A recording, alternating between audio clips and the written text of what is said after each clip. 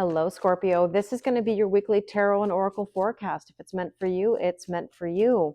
We're going to take a look at the energies for the upcoming week, break it down, and let you know how to navigate. So this video is intended for all Scorpio sun, moon, rising, and Venus signs.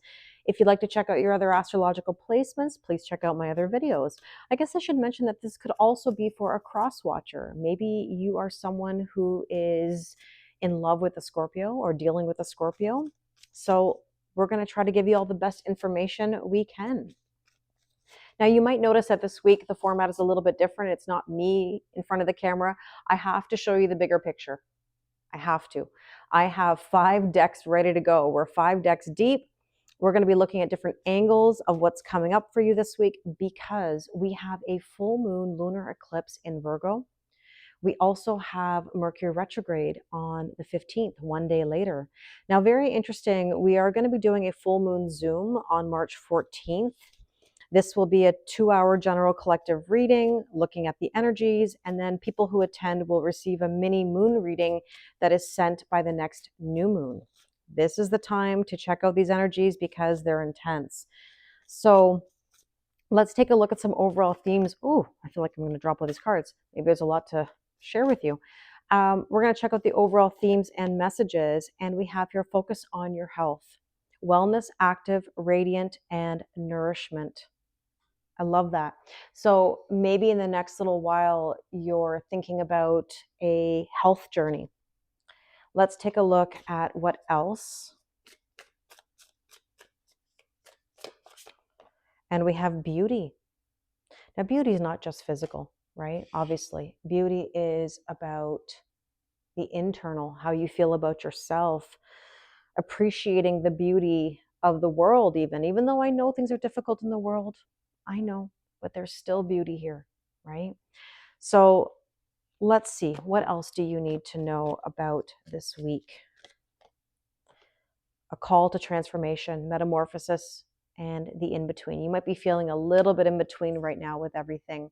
Now, as a reminder, going back to the eclipse energy, that eclipse is basically going to give us a snapshot of the next 6 months. It does shake things up for us, and that's okay. It doesn't have to be a scary thing. Things are going to come into our life. They're going to leave our life. You're going to see a lot of changes. And I know that can be a little bit scary, but again, it can also be super exciting. Now, I'm going to get into the nitty gritty here with like 4 different tarot decks. We're going to now look at what to expect. What are the energetic events coming or any challenges this week? So let's see what we need to know. And there's the 7 of Swords. Wow, we're starting intensely here. 7 of Swords is about authenticity, living authentic truth. The mask may come off. Something may be revealed. It could even be feelings revealed, you or them if you're dealing with another person. There's the Magician, communication. Magician is connected to Gemini and Virgo energy. If you're dealing with those signs at all or you have those placements. The Ace of Wands is about a spark. It's about creativity. It's about passion, enlightenment. And I mean, look at the star here with this beautiful enlightenment and healing and blessings. So essentially this week, something may be revealed to you, where you've got to decide how you're going to move forward with that.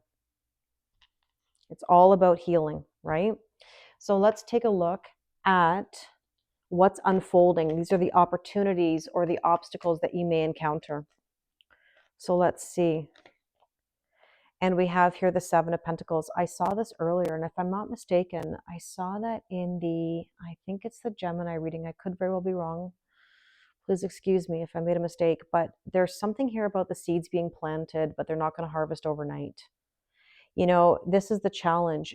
Worry and anxiety that's not happening quickly enough. When you're trying to force something, you get resistance. And with that, we have here Temperance. See, it's telling you patience. That's Sagittarius energy, where it's like something is brewing. There's alchemy. I always say it's take what you've learned from the past, apply it to the present so you have a better future. But you've got to be patient. You're birthing something. I mean, you can see there's pregnancy here. Not that this has to mean literal pregnancy, but there is definitely a shift happening. And there's the Four of Swords. Four of Swords is all about healing, rest, and rejuvenation. You know, the potential of this week is that you may have some downtime. The challenge is actually being in your thoughts and feelings, because that can be scary for a lot of people. That's why people like to stay busy, right? And with that, we have here the Ten of Wands. Yeah, you're going to need some rest. You might feel a little bit burdened. That could be a challenge. Ten of Wands is mentally, physically, spiritually, and emotionally exhausted. Okay, let's take a look at what shifts and lessons, you know, what that means, like what's changing or revealing itself. And I'm really curious because of the fact that we had the Seven of Swords and we talked about that being a mask, or there could be some deception somewhere.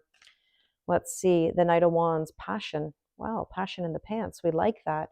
The only thing about this energy is that it can be very hot and cold, you know? So this can be motivation that rides in quickly, leaves just as fast. It could also be mixed signals from a specific person where it's like, what are we doing? Or what is the vibe? Is it this or is it that? You know, and trying to pinpoint where things stand. So that can be, you know, changing or revealing itself here. And there's the Three of Coins. I've seen the Three of Pentacles actually quite a bit in these readings. This is about collaboration, working together, and going to the next level. And with that, we have here the Five of Coins, somebody feeling left out in the cold. You know, that's a tough one. This is saying that somebody's changing that energy. Like, can't be in that energy anymore, can't be feeling left out in the cold and in negative thoughts or drawing attention to weaknesses, because all that does is manifest more of that energy. And that's the last thing that is wanted. The Magician here is saying you have all the tools, but if you're in negative thoughts, it's not helping you. And with that, we have here the Strength card, finding the strength and the courage to push forward. You've got to. What choice do you have if things are not working or they're not feeling good? Okay, let's take a look at where things are headed. Now, I like this deck for so many reasons. This is the After Tarot. These decks here traditionally show us sort of what are the current energies. This is telling us what's coming. So the imagery is always sort of like what's happened after the original interpretations. So here we have, there we go. How interesting. Seven of Pentacles. There's the Seven of Pentacles there. Now we have a double message. So 7-7 could be an angel number you're seeing, but this is saying you're harvesting. Look, that coin has been harvested, but it requires patience and understanding. Now that doesn't mean waiting. You don't wait. Patience is never waiting. I have to repeat myself every day on that, because people think patiently waiting. I'm just going to wait. I'm waiting. I'm waiting for them to come in. I'm waiting for this to happen. Nothing happens by waiting. Things happen by doing. And I mean for yourself. If it's for your personal growth and evolution, then yes, be in that masculine energy, pursue what you need to pursue for you. If it's about a relationship, don't chase it, don't push it, don't force it. You will get absolute resistance and you won't harvest the way you will if you trust that process. And here is the Two of Pentacles. You're going to be balancing your life more. This is all about simplifying things.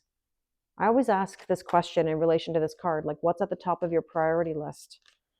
And the Hermit, you know, you've been searching your soul. You may have, you know, felt like you were hermiting for a while. And this is encouraging you to find your way, you know, to decide what you clearly want so that you can manifest it. And with that, we have here the World, completion of a cycle. So this does tell you that you're ready to go to another level. And that's exciting. It should not be scary, right? So let's take a look at some themes and messages. Last bit of guidance. And we have mending. So there's a lot of healing, Scorpio, that's taking place for you this week. And I like that. You need it, okay? So I really hope that this resonates with you. If you'd like to do a personal reading with me, the link is in the description box below. Thank you very much, and I wish you an amazing week.